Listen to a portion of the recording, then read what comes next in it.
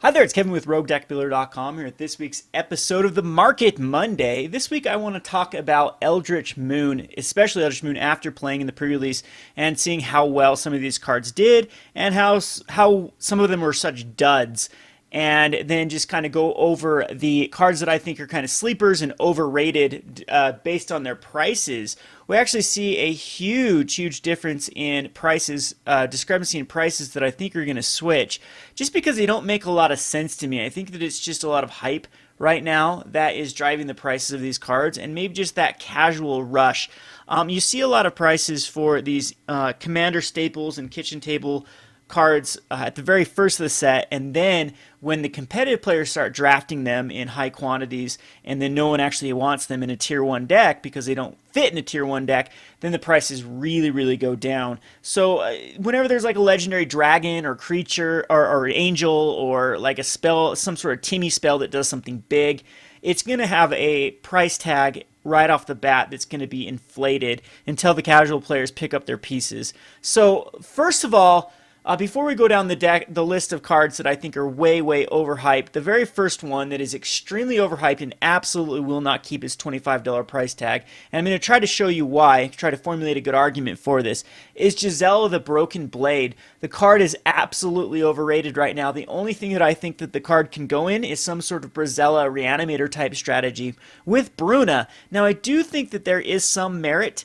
to that sort of deck, but and maybe even a white blue control or even white black control might want this combo in it. But I really think that Gisela does not fit in any other shell. It's just getting out competed by other pieces that have a very similar converted mana cost, or is just a card that dies to basically every removal. Now we have a lot of people that don't like the analogy of dies to Doomblade as a way to see if a card is playable, but the Lightning Bolt in Modern is a very good indication if a card is playable or not. If a card can somehow get above the 4 toughness in Modern, that is a world of difference between, same thing with, I would say, Pyroclasm. If it can get over the 2 toughness or the 3 toughness, dodging either Pyroclasm or Lightning Bolt, then that's the difference of being playable or not playable in Modern. I'm going to make the argument that right now in Standard, you need to have 4 toughness, especially for a 4-drop, otherwise there's just better options. So let's go ahead and pull up MTGO here, and I've got a list of all of the cards we're going to compare to Archangel of Ties. Archangel of Ties is a 4-drop that has seen play in various shells, mainly just the humans decks, which I think the human is going to be an extremely good deck. In fact, I think that we're going to see kind of a self-rotating or self-policing standard where the red human decks are going to beat out the Languish decks just because of the ability to burst with Reckless Bushwhacker, and even now the Hanwar Battlements, the Hanwar, the 2-1 or the guy that spits out 1/1 tokens. It's just a really good way to get back from Languish, and that haste and the Needle Spires and the haste off of the Reckless Bushwhacker, the way that they're going to be able to race down that instant speed or haste speed damage against the Languish decks. But then the red-white humans deck are going to get beat up by the green-white humans deck. So we might see Archangel of Ties start to see a little bit more play in the mid-range versions of these human-based decks. But I'm just going to compare the two right now with Gisela and Archangel of Ties. So Archangel of Ties basically is a pretty good option in Standard right now. I would argue that not a lot of decks actually want it because the humans decks are really quick, and the 4-drop is just is actually very awkward for a lot of the humans-based decks. And Archangel Ties also does not get hit by Collected Company. Now, Collected Company is the glaring hole for Gisela right now. There are, basically right now in the metagame, there are, I would say, 3 or 4 different types of decks at the tier 1 slot.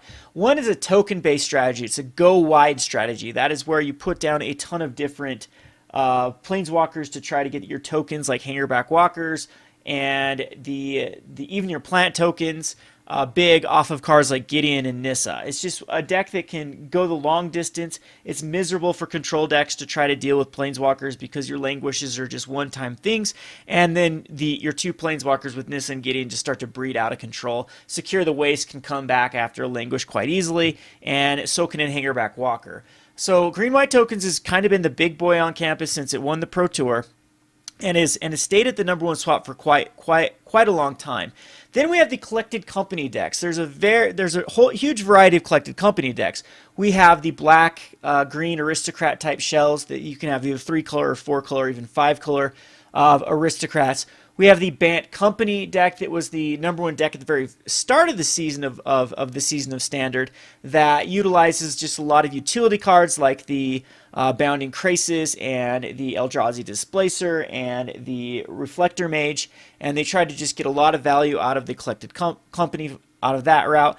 And then there is other collected company decks that have like Bant Humans, just the aggro shells, trying to get the most value out of collected company in an aggressive type list. So you have Bant Humans that runs like the also runs Reflector Mage. It runs Thales Lieutenant and some of the larger humans like Tireless Tracker that can go over the top of the more aggressive decks. So those are the company decks. And then there is Humans. Humans, which is the go-to aggro strategy. And I think the reason why we don't see like Vampires aggro and a few other aggro decks is just Humans is more consistent right now. It has cards like Thales Lieutenant that is just better than any other 2-drop in the other tribes.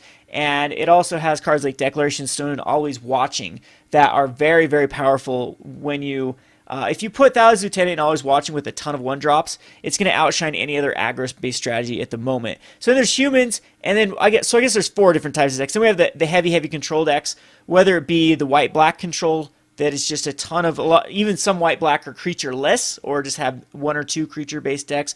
We have the Sultai, or just the green-black mid-range decks with Languish and the early Tireless Trackers and Sylvan Advocates. We also have even a later control deck with the black-green shell through seasons past. Some of those go Abzan, some go Sultai. We also see a white-red control deck with even Thought-Knot Seer and like Chandra. Haven't seen many of those decks in a while, but they all run very similarly. They just try to get off early the Radiant Flames and Languishes, and then control the board until their later game drops go out. So those different shells, I can't really see Gisela fitting in those shells. Gisela does not want to go in white and green tokens. I think that Archangel Avacyn is a better slot right there. Same with Gideon. It directly competes with Archangel Avacyn and Gideon for the green-white tokens. So I don't think a 4/3 first strike lifelink is what the deck wants. It's very, very, very susceptible to removal. We'll talk about that in a second. And it also just doesn't really go with their curve, doesn't go really with what the deck wants to be doing. So let's scratch that out. Company decks. Cannot fit in a company deck for converted mana costs. Very awkward. We're seeing some company decks that want anything that doesn't get hit by company be something like Archangel Avacyn or Gideon. So yeah, so I don't think it goes in company decks. Control decks. You can make the argument for control decks, but I think that Kalitas is just a much better slot. You can make the argument, well, maybe that black and white would want both of them, but I disagree. I think Gisela is just a very, very glass cannon type strategy, and the control decks don't want to waste 4 mana for something that will easily just die to the plethora of removal in the format. So we can count that out, and of course the human shells I don't think want. The red-white humans absolutely does not want it, and the green-white actually gets a 4-drop in the form of Heron's Champion, I think is what it's called. It is the flash 3/3. When it comes into play, human creatures get +1/+1 and lifelink until in a turn. I think that if green-white wants a curve topper, they're either going to go for Collective Company or they're going to go for the new flash Heron's Champion. So none of those. I think we could scratch all of them out. Gisela currently in the metagame, and I think that these last sets, these 6 sets in the standard format, have the least impact on a format, especially small sets like the Eldritch Moon. So let's just now gravitate over to what does Gisela die to? Well, almost everything, and actually this left-hand column is everything that Gisela dies to, but Archangel Ties does not. So we have Fiery Impulse on its Spell Mastery. Let me put a display up here. So we have Fire Impulse on its Spell Mastery. We have Radiant Flames on the Converge 3. We have Draconic Roar, which I think gets a lot better with the addition of the Moonsilver Dragon or something Moon Spear Dragon. We'll look at it in a second. The dragon. We now get another red dragon. I think that actually makes dragons viable. So Draconic Roar will kill it. We have Fiery Temper. That kills it. Touch of the Void, if people want to go back to exiling Hangerback Walkers, Touch of the Void is another card that kills Gisela. The cool thing about Touch of the Void is it actually breaks up the Brizella combo, because they're relying on reanimating with Bruna late game into the Gisela and then flipping it over to have a 9/10 immediately. The Touch of the Void will get rid of it, gone forever. Rending Volley. Rending Volley is another thing that actually kills Archangel Avacyn quite easily, and it also kills Reflector Mage and a bunch of these other white-blue cards that are pesky. It's also a 1-drop. So as long as Rending Volley is in the format, I think it's going to make Gisela that much harder to actually bring in. Exquisite Firecraft. Exquisite Firecraft is going to see a lot more play now that we have a 3-mana burn spell. Speaking of the 3-mana burn spell, the 2-mana, 3-mana burn spell that also exiles is going to naturally keep Gisela down. So Exquisite Firecraft is going to be able to kill it. Even Oath of Chandra, which sees very, very, very little play. I don't think that Oath of Chandra will start to see any more play, but I mean it does kill the Gisela. We have a card called Aerial Volley that actually takes care of the Gisela, which I want to talk about Aerial Volley right now because I think it's very, very pertinent to the standard format right now. White-Blue Spirits is going to be a deck. Let me repeat that. White-Blue Spirits is very solid with all of the new cards that it gets out. It gets another 1-drop, it gets an awesome 2-drop, and it gets a lot of support cards out of Eldritch Moon. Aerial Volley is going to be an all-star. This card is insanely good against Thopters. It's insanely good against Spirits, Dimensional Infiltrator type decks. This card is a boss. You can actually divide the damage and just wreck everything. Gisela is going to naturally just have a hate card in the form of Aerial Volley that's going to be able to take it down. Then we have a white card called Gideon's Reproach that sees play every now and again. Deals 4 damage to target attacking or blocking creature. The Archangel of Ties, of course, would survive against that. The Gideon's Reproach would kill Gisela.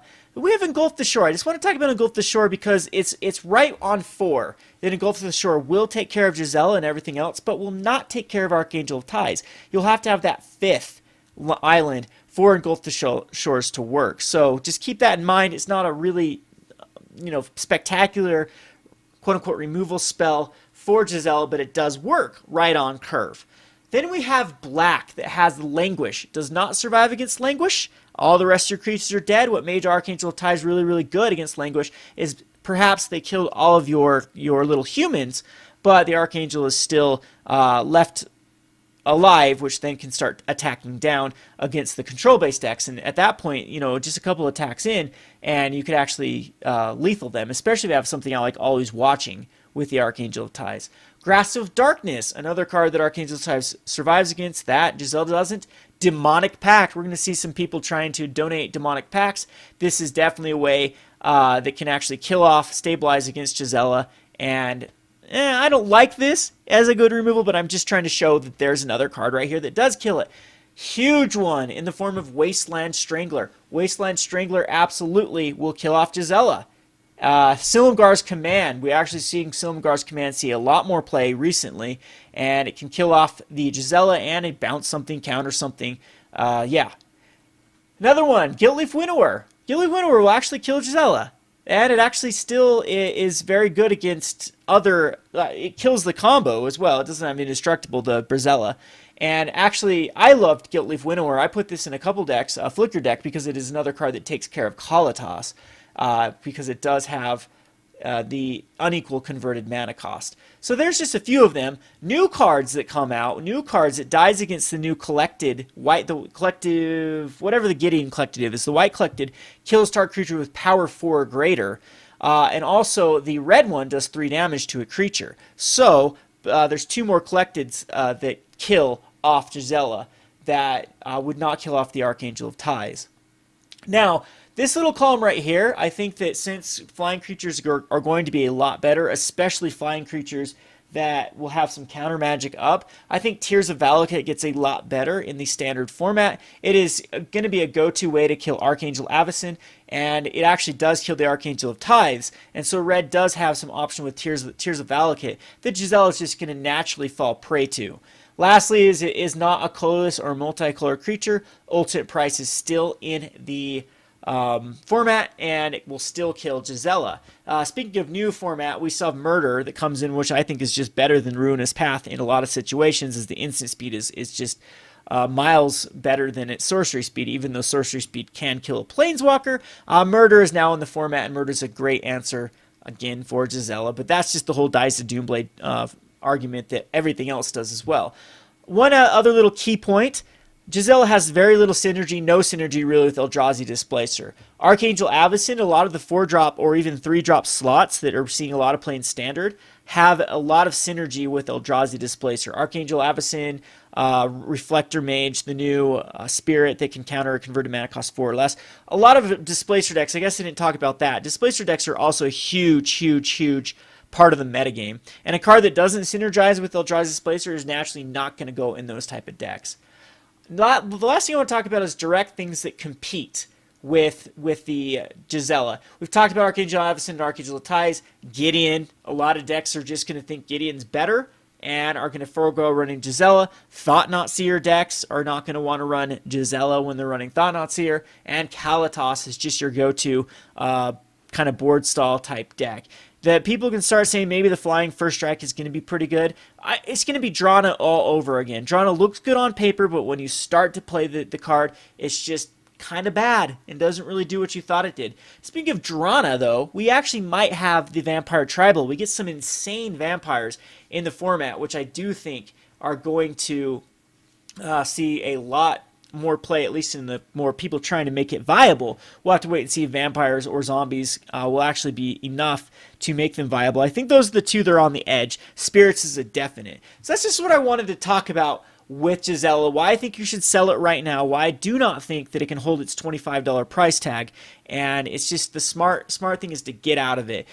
A lot of these cards, Mythic especially, have a hard time holding a value above $20, even if they see a lot of play. Look at Gideon, it actually bounced below $20 at one point, and it's been in the top 10 cards played in Standard since its inception. The card has been phenomenal, and it's just crazy that a Mythic cannot see any more. I know that it's been Expeditions were in the set, so it's a set on its own, but yeah. Anyway, let's just talk about now. Let's pull up the Eldritch Moon cards of what I think are duds and what I think are definitely invest-ins. Liliana, dud. Liliana just doesn't really go in any deck at the moment. -2, -1 is good against humans, bad against everything else. It does kind of protect Liliana, so you can get her up to a 4, and then after that, what? They attack into Liliana and get her down to a 1, and then you have to give something else -2, -1 again. So green-white tokens, collected decks, they don't care about Liliana. To put the top 2 cards of the library into your graveyard, then return a creature card is so awkward. I think that should have been her plus, not her minus. I think that her minus should have been target creature gets -4, -4. I absolutely do think that it should have been Grasps of Darkness, which was on Liliana, and they should have swapped those 2 abilities.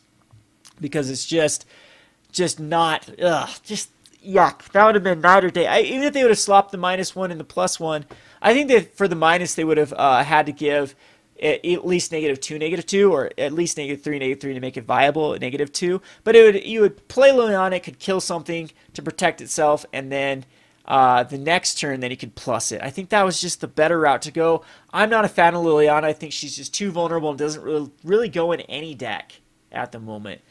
So her -7 is just too hard to get off because you want to be using your -2. I hate this card. Absolutely hate Liliana. So we'll go on. We talked about Gisela. Tamiyo is just so narrow. Good news for Tamiyo, Bant is a thing. Bad news for Tamiyo, very, very narrow deck choices it can go into.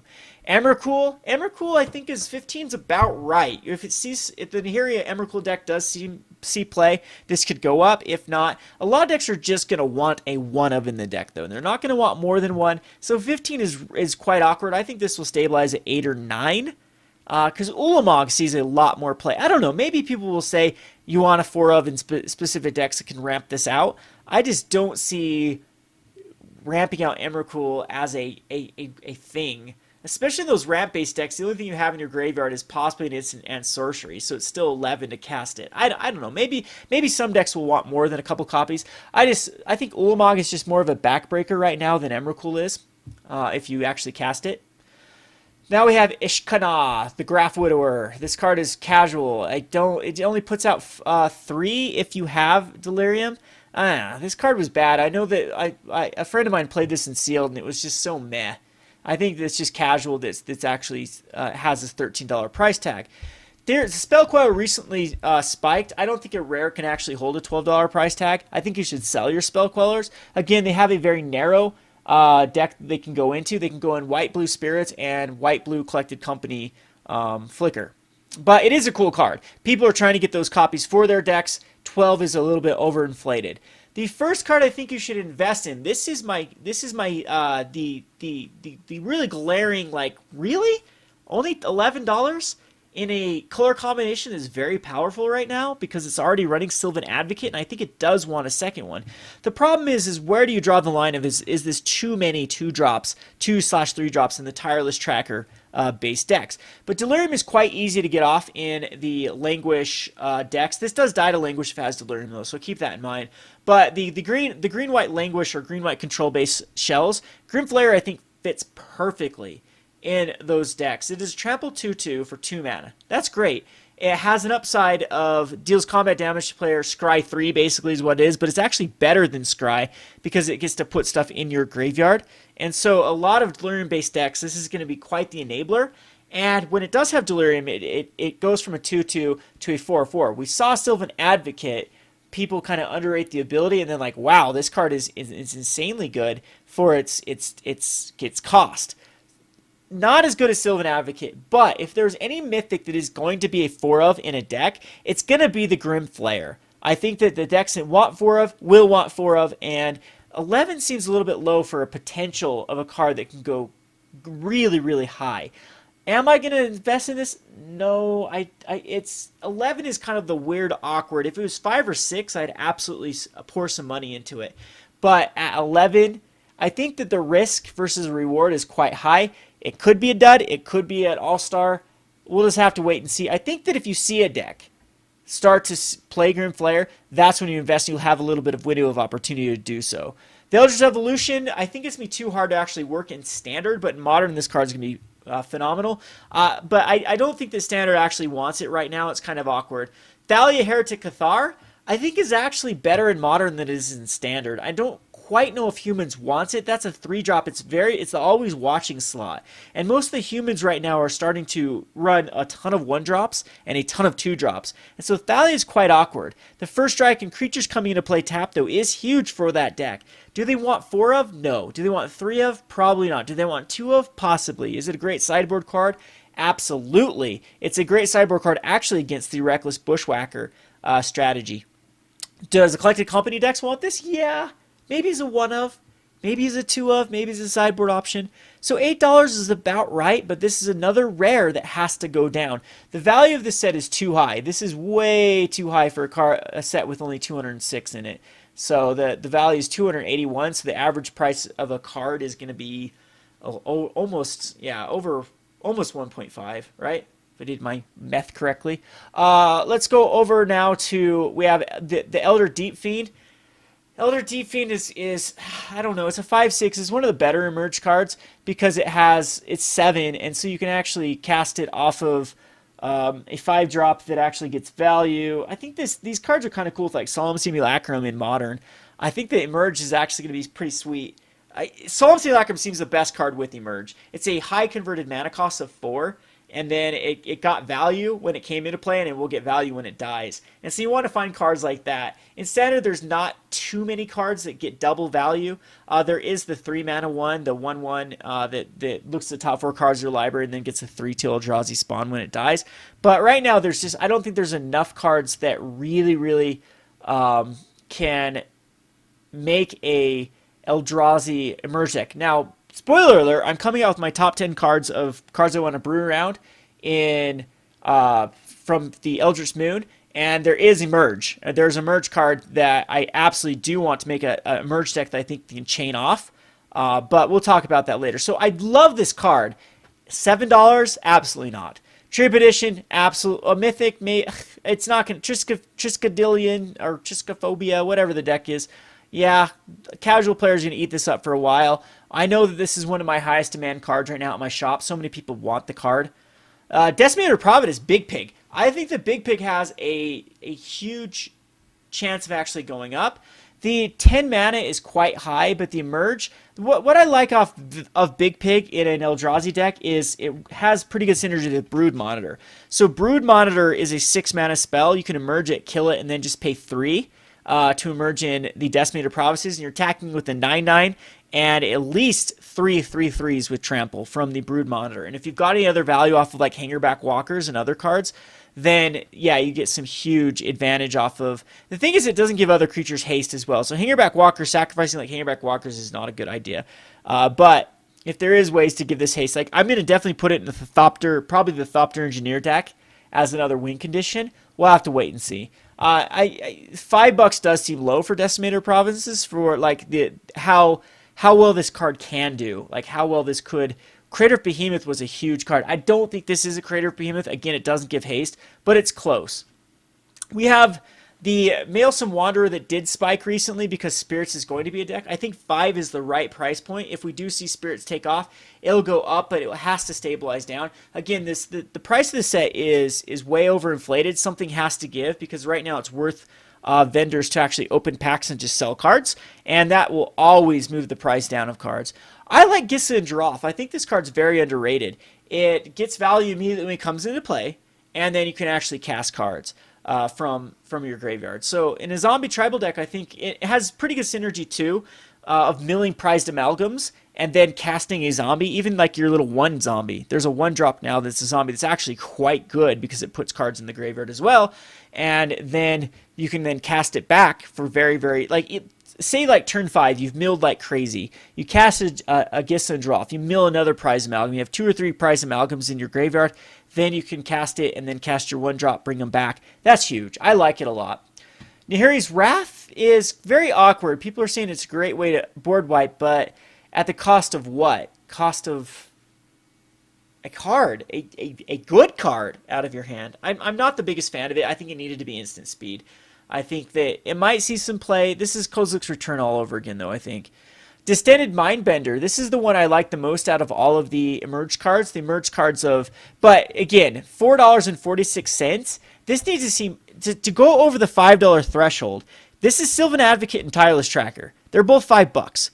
Sylvan Advocate and Tireless Tracker are number 1 and number 2 for creatures being played in Standard right now. If they cannot hold over a $5 price tag, nothing in the format can. Distended Mindbender needs to see play as a 4 of to do so. Will it see play as a 4 of? Absolutely not. This is going to be like a 1 or a 2 of. $4 is a little bit high for it. Ulrich of the Crowland Horde is the mythic that I think has the most potential because I think people are underrating this card because it's exactly what red-green aggro wants. When there's a battlefield that gives something that you've already established, a threat you've already established +4/+4. Then, at this point, at the 5 mana slot, your opponent and you are going to be out of cards. You're going to be able to flip this. Plus, you can control flip versus a lot of decks. You flip it over, it fights something, kills something. Something casts 2 spells again, it flips back over. You can control flips quite easily. This card is better than what people... I think people are just angry that this card isn't better or didn't have like a more of a tribal theme, and the price reflects that. Now we go on to Mirrorwing Dragon, which I think has the most potential out of all of the mythics, which is a 5 mana for a 4/5 flying dragon, and it's got the Zada ability on it, basically. But what's cool about Mirrorwing Dragon is if your opponent tries to kill with Ultimate Price, for example, they have to kill their Kalatas that's out, or something else that's out. So whenever a player casts an instant sorcery spell that targets only Mirrorwing Dragon, that player copies that spell for each other creature he or she controls. So if they try to kill it, they kill everything on their side. You can then still utilize cards like Titan's Strength or something like that, or the Haste card, for example, to draw a ton of cards and get advantage out of it. I like this card a lot. I think it's perfectly... I would rather see this have Haste or another +1/+0 to really push it in the past of other dragons that have been very good mythic dragons, like the Thundermaw Hellkite and the Stormbreath Dragon. I think it needed Haste, but I think that this card is very interesting. It's better than Zada. Absolutely just better than Zada. And... yeah, I don't know. Thunderbreak Region is quite good. It doesn't hit the casting off Thunderbreak Regent, though, so your opponent doesn't take another life for hitting the dragon. But, for example, though, if you have a Thunderbreak Dragon, it curves pretty well with Thunderbreak. You cast Thunderbreak and then Mirrorwing. And then we also have a few other dragons that I think are still pretty good. The Valakut dragon is pretty sweet. I mean, I definitely have an awesome brew coming out with the dragon when a mountain comes into play, deal damage, or land, and then if mountain, it's 2 damage. But anyway, I like Mirrorwing Dragon. I think it has the most potential of actually going up. The Bedlam Reveler is an awesome rare. I think this is one that could be a 4 of in decks and could hit a $5 price tag. I absolutely love this card. It is insanely underrated.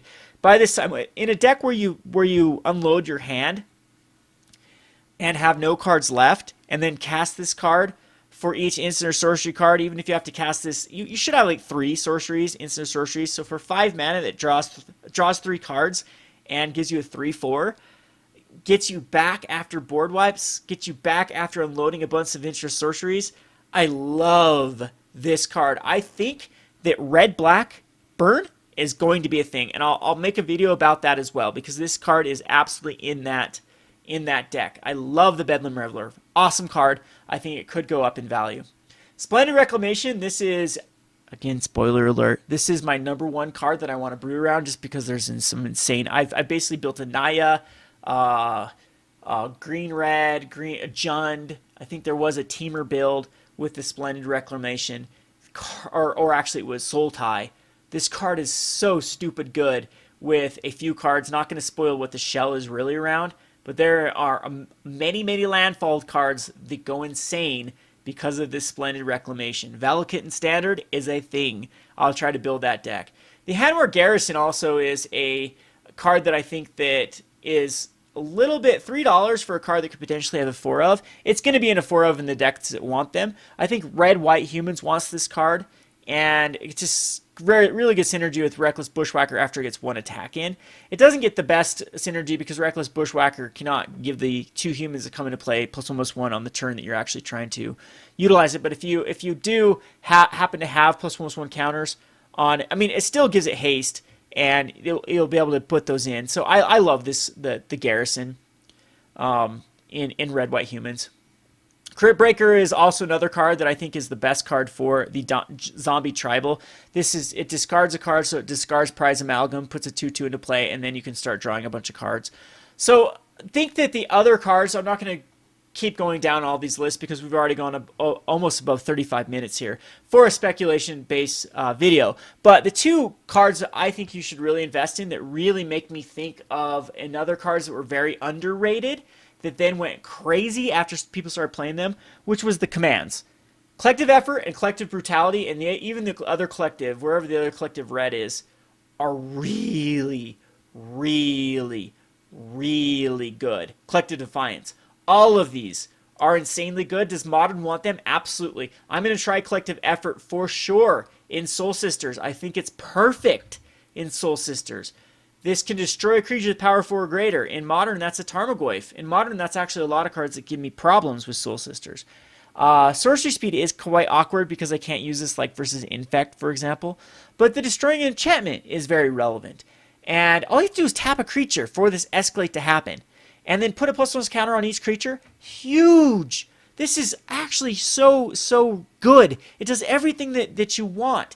Reminds me a lot of Dramoka's Command. Kill an enchantment and get a +1/+1 counter. But on this case, on everything. Or destroy a creature, get a +1/+1 counter. This card is awesome. Collective Effort is underrated. This card is very powerful. Collective Brutality is my favorite one. This is Modern playable. This is discarding a card. Whoop-de-doo. This is something that can trigger off Madness in the format right now. It has very good synergy with another card that I will be talking about with the Collective Brutality deck. And it works perfectly in a burn-based deck because target opponent loses 2 life, you gain 2 life, because it's that 4 mana swing or 4 life total swing that can kind of stabilize you. And then you can actually just throw like a Fiery Temper away or an Alms away, and you still get value out of it to get the 2 modes.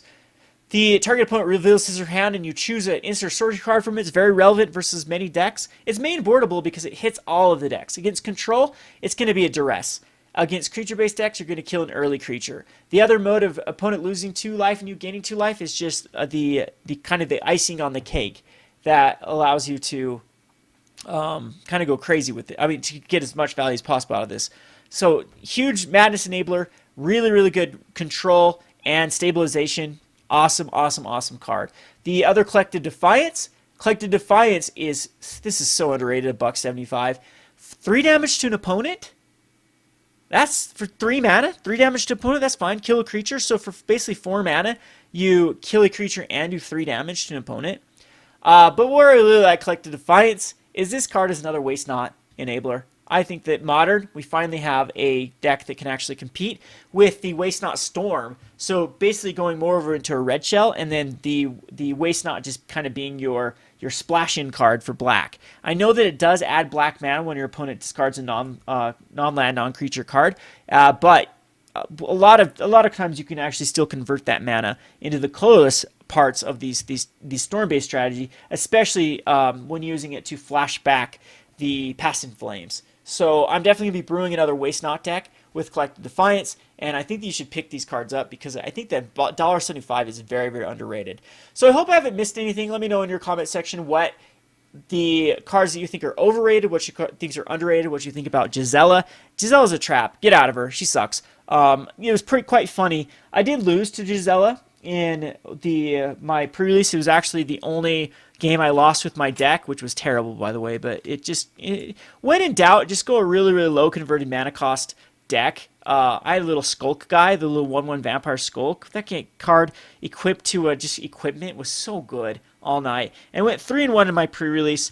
And the only game I lost was a turn 3 Gisela. He went Loam Dryad into a 2-drop, and then put his land out on turn 3, and then Gisela turn 4, and then actually did use Collective Effort on turn 5 to give all his creatures +1/+1 attack him with a 5/4 Gisela. And then on the next game too, he casted Gisela quite early, and I had no removal. I was white-black, and my only removal spell was the Delirium guy that flips over. And I remember that I had him out and didn't have Delirium, was stuck on 3 in my graveyard, so I couldn't deal with Gisela 2 games in a row. So that was my only loss. Otherwise, Gisela, though, I was looking around in other people's pools. There was the +3/-3 card that could have killed it. There are plenty of cards that can actually take care of Gisela in the format, even in limited. And I think in constructed, she's just absolutely terrible. So anyway, that's my spiel. Really, really long video. This is Kevin with RogueDeckBuilder.com. Thanks for watching. Thanks for watching this week's episode of the Rogue Market. I hope it helps. If you're interested in seeing more videos for the Rogue Market, you can click on the link here, as well as click on the link to the right to go to our store to support Rogue Deck Builder. We have upcoming gear to be added to the site, so keep checking back frequently. As always, please be sure to like, comment, and subscribe. Thanks for watching.